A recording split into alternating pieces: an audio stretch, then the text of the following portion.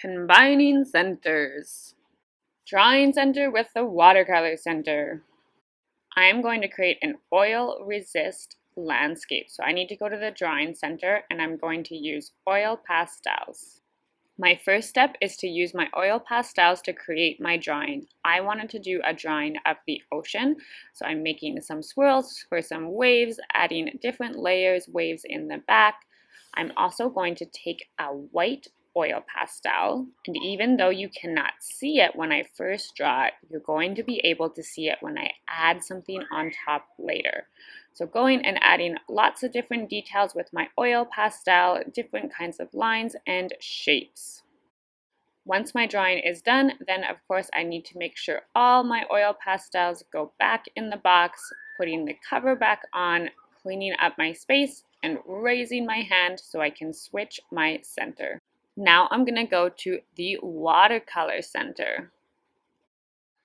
When you use oil pastels, it resists, or the watercolor will not go over top of them, so you'll still be able to see the lines you created in your drawing and watercolor on top of them or fill in the white space. You can also see that it doesn't go over the white oil pastel, so you'll be able to see the white details you added.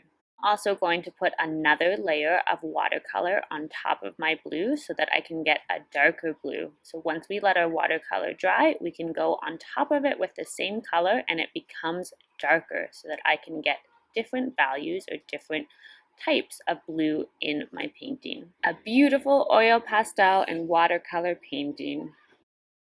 Printmaking and painting. So the first center I'm going to go to is Printmaking Center. And we all know how to use the printmaking center, so I'm going to make a print. Or I could use a print I already had from a previous class. Then, of course, I clean my desk and raise my hand to switch centers. I'm going to take my print with me to the painting center.